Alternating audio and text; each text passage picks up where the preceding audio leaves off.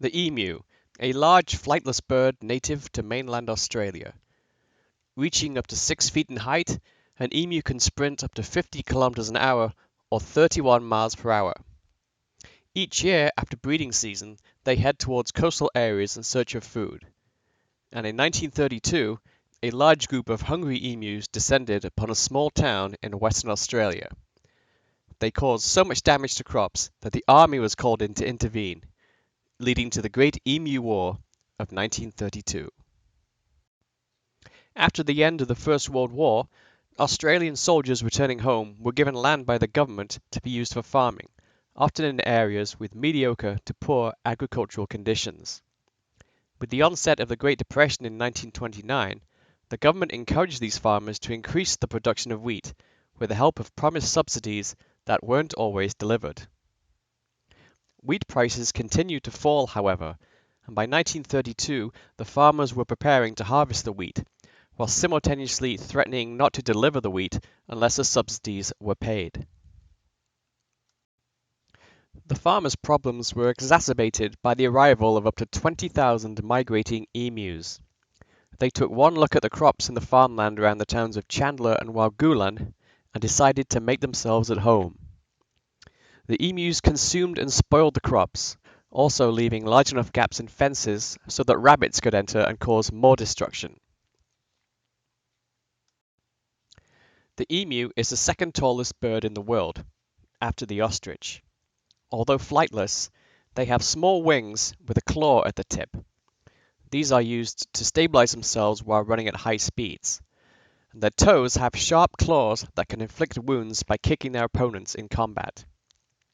Their main predator is the dingo, introduced by Aboriginals thousands of years ago from a group of semi-domesticated wolves. Emus were used as a source of food by indigenous Australians and early European settlers. They have been known to approach humans if they see unexpected movement of a limb or a piece of clothing. Aborigines used a variety of techniques to catch the birds, including spearing the emus while they were drinking at waterholes, catching them in nets, and attracting them by imitating their calls. Every part of the carcass had some use. The fat was used as an oil, often rubbed onto the skin as a medicine. Its bones were shaped into knives and tools, and the feathers used for body decoration. After the invasion, the farmers were very concerned about the birds destroying their crops, so they sent a delegation to meet with the Minister of Defense, Sir George Pearce. Having served in the Great War, the farmers were well aware of the effectiveness of machine guns, and they requested their use. The minister agreed, but replied that they could only be used by current military personnel. Troop transport would be financed by the Western Australian government, and the farmers would provide food and shelter for the soldiers, and pay for the ammunition. The military deployment was set to begin in October 1932, under the command of Major G.P.W. Meredith of the 7th Heavy Battery of the Royal Australian Artillery. Armed with 2 Lewis guns and 10,000 rounds of ammunition, the operation was delayed by heavy rainfall that scattered the emu population. By early November, the rain had ceased, and the battle was on. On November 2nd, the men travelled to Campion, where about 50 emus were sighted. As the birds were out of range of the artillery, some of the settlers attempted to entice them into an ambush. The birds, however, ran off into small groups that were difficult to target. According to reports, a small number of birds were killed. Later in the day, a second flock of emus was encountered, and perhaps dozens of birds were killed.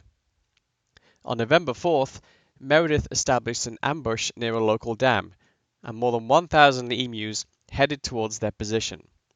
This time, the gunners waited until the birds were in close range, then opened fire. The gun, however, jammed after killing only about a dozen birds. By the 4th day of the campaign, army observers noted that each pack seems to have its own leader now, a big, black-plumed bird which stands fully 6 feet high and keeps watch while his mates carry out their work of destruction and warns them of our approach. On November 8th, members of the Australian House of Representatives met to discuss the operation. Following negative coverage of the operation in the local media, including reports that only a few emus had been killed, Pierce withdrew the military personnel and guns.